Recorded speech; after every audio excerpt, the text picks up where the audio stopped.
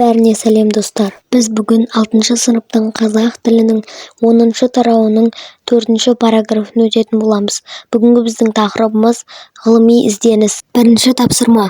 Мәтінді оқыңдар. Мәтінге көтерілген негізгі мәселені анықтауға бағытталған нақтылау сұрақтарын құрастырыңдар депті. Біз мәтінді оқып алып, астындағы сұрақтарына жауап береміз. Ғылыми ізденіс дегеніміз шығармашылық үдерістің барып тұрған биігі шыңы. Олай болса, бұл жолда қызмет істеудің өзі де қызғылықты нәрсе. Өйткені шын шығарма адамның ізденіс деген адамның ойына қанат бітіріп, бойына қызу беретін нәрсе. Демек, ғылыми ізденіс дегеніміздің өзі шын мәнісінде табиғаттың әлі ашылмай тұңғиығында жатқан ақиқаттың сырын іздеп табу болып табылады. Ол ақиқатты іздеп табу үшін сол ақиқатты іздеуші ғылымның өзі мейлінше адал ақиқатшыл болуға тиісті. Ондай адам ең алдымен өз қара басының алдында адал болуы керек. Ғылым қашанда адалдықпен ғана өзінің жарқын жетістіктеріне жете алады.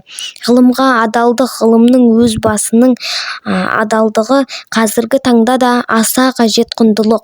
Ғылыми ақиқат үшін Джордано Бруно, Галилео Галилей мен Николай Коперниктер қандай азапты тағдыр кешті. Білім инемен құдық қазғандай деген халық даналығының астарында ғылым жолының ауырлығын меңзеп отырғанын ұғыну қиын емес. Олай болса, жас ғалым абайша айтқанда, неге ғашық, неден қашық болуы керек? Көкейкесті мәселе осыдан өрбиді. Енді мәтіннің астындағы сұрақтарға жауап береміз. Ғылыми ізденіске не түрткі болады деп ойлайсыңдар? Ғылымның мақсаты не? Екінші сұрақ. Ғылым жолында азап көрген тағы қандай ғылымдарды білесіңдер? Ғалымдарды дегенім. Үшінші. Ғалым не себепті адал болуы тиіс? Бірінші сұрақтың жауабы. Ғылыми ізденіске адамның шындықты білуге деген құштарлығы, жаңа білім алуға деген ұмтылысы түрткі болады. Ғылымның мақсаты табиғаттың, қоғамның және адамның сырларын зерттеп, және білім мен технологияларды дамыту. Екінші сұрақтың жауабы. Джордано Бруно, Галилео Галилей және Николай Коперниктен басқа Сократ, Архимед, Лавуазье, Менделеев, Пастер сияқты ғалымдар да өз еңбектері үшін қиындықтарға тап болған. Үшінші сұрақтың жауабы. Ғылым адал болуы тиіс. Өйткені ғылым шындықты іздеуге негізделген. Егер ғылым шынайы және әділ болмаса, оның зерттеулері мен қорытындылары да жалған болуы мүмкін. Бұл ғылымның дамуына кері әсер етеді. Екінші тапсырма. Ғұлама ғалым Әл-Фарабидің тәрбиесіз берілген білім адамзаттың қас жауы деген пікірмен келісесіңдер ме? Өз ойларыңды Попс формуласымен дәлелдеңдер. Бірінші сөйлем.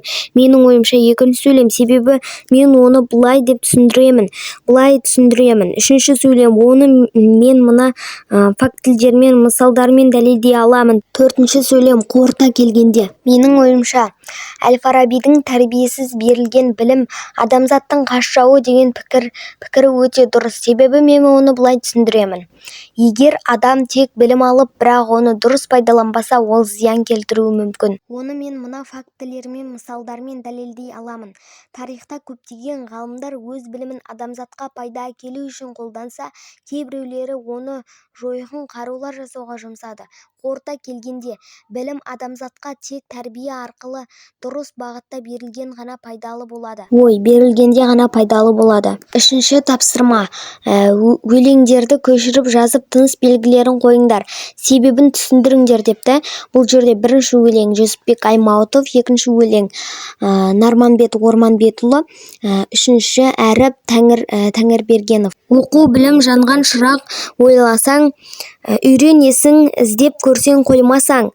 Қу өнерді бұ беліңді жігер сал, пайдаларсың, қаужанарсың тоймасаң. Екінші, оқыса бала деген сұңқар болар, жүзден жүйрік мыңнан да тұлпар болар. Қиыр ұшып қиыннан тоят тілеп, көрінген жан құрметтер іңкәр болар. Бұл Нарманбет Орманбетұлының өлеңі.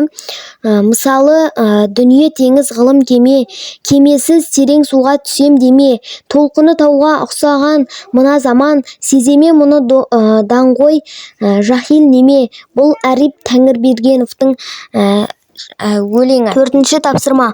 Төмендегі сұрақтарға жауап жазыңдар. Тыныс белгілерінің қойылуына мән беріңдер. Қандай ғылым салаларын білесіңдер? Жаратылыстану ғылымдарына қай ғылым салалары жатады? Гуманитарлық ғалымдарға ше, ғалымның қай саласына жаратылыстану гуманитарлық бейімің бар? Бірінші сұрақтың жауабы: жаратылыстану ғалымдары физика, химия, биология, астрономия. Гуманитарлық ғылымдар тарих, философия, лингвистика, әлеуметтану. Техникалық ғылымдар инженерия, ақпараттық технологиялар. Екінші сұрақтың жауабы: жаратылыстану ғылымдарына математика, физика, химия, биология, астрономия жатады. Гуманитарлық ғылымдарға әдебиет, тарих, философия, мәдениеттану жатады. Үшінші сұрақтың жауабы: мен гуманитарлық ғылымдарға көбірек бейіммін, себебі тарих пен әдебиетті зерттеуге қызығамын. Бесінші тапсырма. Джордано Бруно, Галилео Галилей, Николай Коперник туралы мәліметтер қарастырып хабарлама жасаңдар. Джордано Бруно ғаламның шексіздігі туралы идеяны қолдаған философ. Ол католик шіркеуінің догмаларына қарсы шыққан үшін инквизиция сотымен өлім жазасын кесілді. Галилео Галилей астрономияның дамуына үлес қосқан ғалым. Ол Коперниктің күн жүйесінің галоцентрлік моделін қолдап, телескоп арқылы Юпитердің серіктерін ашты. Николай Коперник күн жүйесінің галоцентрлік теориясын жасаған астроном. Оның еңбектері ғылымдағы үлкен төңкеріске себеп болды. Бүгінге осымен менің видеом аяқталды. Сау болыңыздар. Мені мың подписчикке жеткізіп тастайық.